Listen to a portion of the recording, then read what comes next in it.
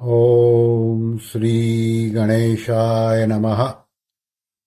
ओम श्री परमात्मने नमः। आप सभी गीता प्रेमी साधकों को सादर प्रणाम के साथ जय श्री कृष्ण। अध्याय 9 श्लोक क्रमांक 32। इस प्रकरण में भगवान ने अपनी भक्ति के 7 अधिकारी बताए हैं। इनमें से दुराचारी का वर्णन 2 श्लोकों में किया। अब आगे के श्लोक में भक्तों के 4 अधिकारियों का वर्णन करते हैं। श्लोक क्रमांक 32। मां हि पार्थ व्यापाश्चित्य येऽपि स्युः पापयोनयः स्त्रियो वैश्यास्तथा शूद्रास् तेऽपि यान्ति परां गतिम्। इस श्लोक को परम श्रद्धेय श्री स्वामी रामसुखदास जी महाराज ने अपने ग्रंथ साधक संजीवनी में जो समझाया है वो हम समझाएंगे। पहले इस श्लोक का भाषांतर देख ले। भगवान बोले, हे पृथानंदन, जो भी पाप योनि वाले हों तथा जो भी स्त्रियां वैश्य और शूद्र हो, ये भी सर्वथा मेरे शरण होकर निसंदेह परम गति को प्राप्त हो जाते हैं। अभी ये श्लोक का विवेचन।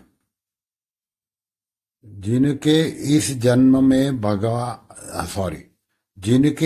जन्म में आचरण खराब है, अर्थात जो इस जन्म का पापी है, उसको भगवान ने 30वें श्लोक में दुराचारी कहा है।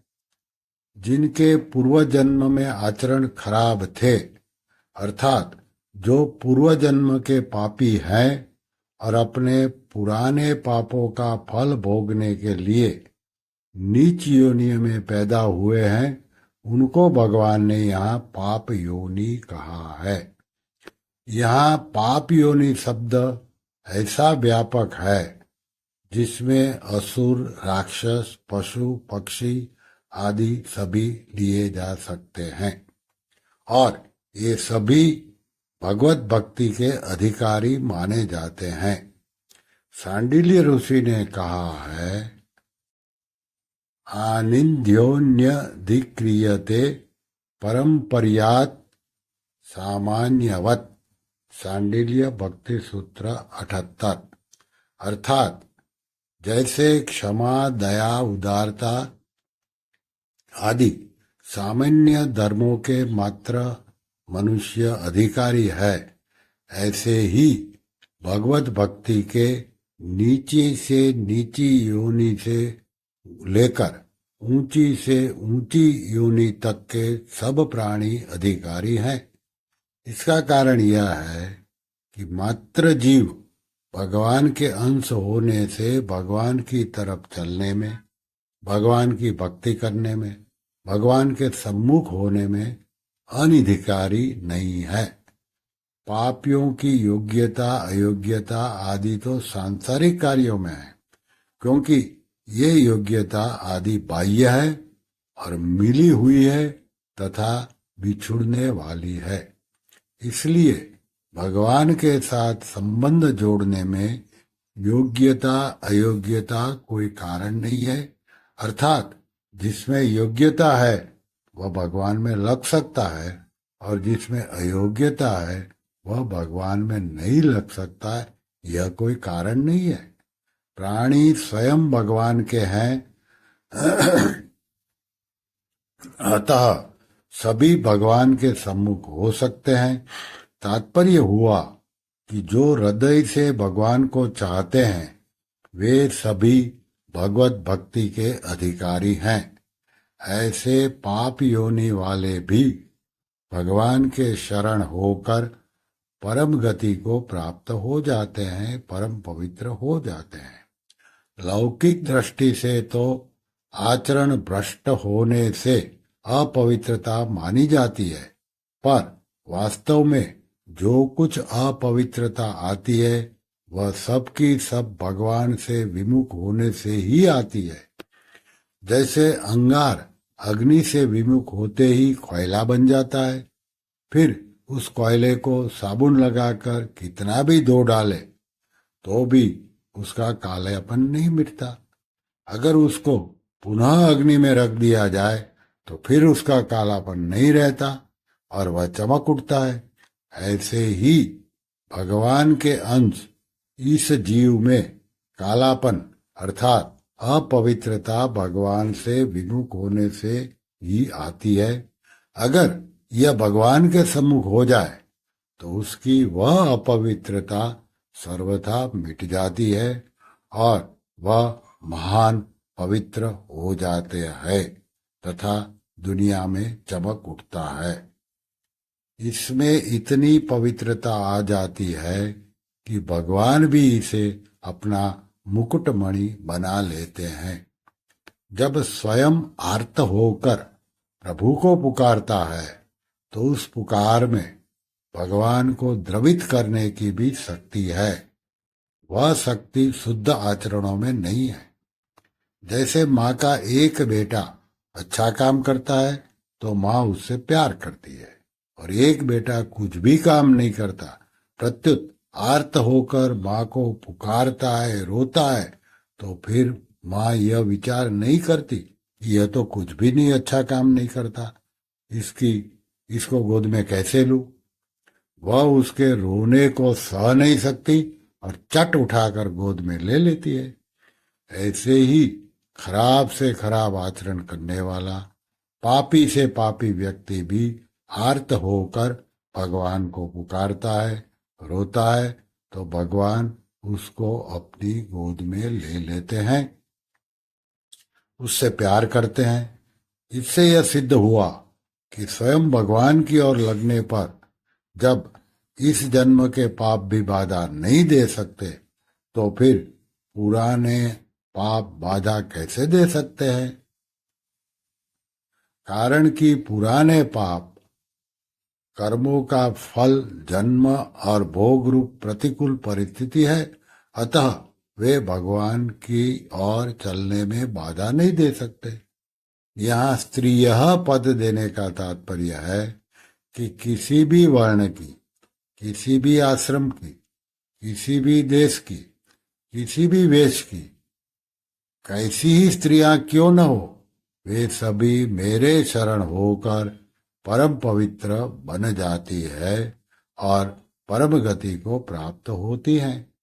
जैसे प्राचीन काल में देवहूति, सबरी, कुंती, द्रौपदी, ब्रज गोपियां आदि और अभी के जमाने में मीरा, करमैती, कर्माबाई, फूलीबाई आदि कई स्त्रियां भगवान की भक्त हो गई है। ऐसे ही वैश्यों में समाधि, तुलाधार आदि और शूद्रों में विदुर, संजय, निषादराज, गुरु आदि कई भगवान के भक्त हुए हैं। तात्पर्य यह हुआ कि पाप योनि, स्त्रियां, वैश्य और शूद्र ये सभी भगवान का आश्रय लेकर परम गति को प्राप्त होते हैं। इस श्लोक में पाप योनः पद स्वतंत्र रूप से आया है। इस पद को स्त्रियों, वैश्यों और शूद्रों का विशेषण नहीं माना जा सकता, क्योंकि ऐसे मानने पर कई बाधाएं आती है। स्त्रियां चारों वर्ण में होती है, उनमें से ब्राह्मणों, क्षत्रियों और वैश्यों की स्त्रियों को अपने अपने पतियों के साथ यज्ञ आदि वैदिक कर्मों में बैठने का अधिकार है। अतः स्त्रियों को पाप योनि कैसे कह सकते, अर्थात नहीं कह सकते। चारों वर्ण में आते हुए भी भगवान ने स्त्रियों का नाम अलग से लिया है।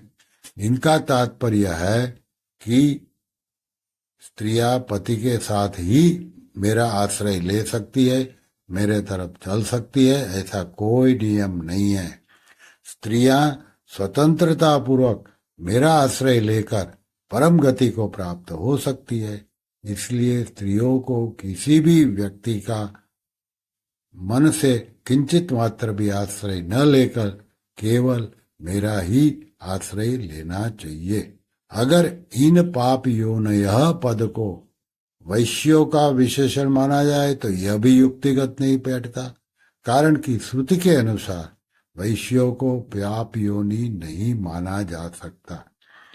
वैश्यों का तो पदों वेदों से पढ़ने का और यज्ञ आदि वैदिक कर्मों के करने का पूरा अधिकार दिया गया है। अगर यह पाप योनः पद को शूद्रों का विशेषण माना जाए तो यह भी युक्ति संगत नहीं बैठता, क्योंकि शूद्र तो चारों वर्ण में आ जाते हैं। अतः चारों वर्णों के अतिरिक्त अर्थात शूद्रों की अपेक्षा भी जो हीन जाति वाले यवन, हूण, खस आदि मनुष्य है, उन्हीं को पायोनय पद के अंतर्गत लेना चाहिए। जैसे माँ की गोद में आने के लिए किसी भी बच्चे के लिए मनाही नहीं है, क्योंकि वे बच्चे माँ के ही है, ऐसे ही भगवान का अंश होने से प्राणी मात्र के लिए भगवान की तरफ चलने में भगवान की ओर से कोई मनाही नहीं है। पशु, पक्षी, वृक्ष, लता आदि में भगवान की तरफ चलने की समझ योग्यता नहीं है, फिर भी पूर्व जन्म के संस्कार से या अन्य किसी कारण से वे भगवान के सम्मुख हो सकते हैं। अतः यहाँ पाप योनयः पद से पशु, पक्षी आदि को भी अपवाद रूप में ले सकते हैं। पशु पक्षियों में गजेंद्र, जटायु आदि भगवत भक्त हो चुके हैं। श्री कृष्ण शरणम मम, श्री कृष्ण शरणम मम, श्री कृष्ण शरणम मम। ओम श्री कृष्णार्पणमस्तु।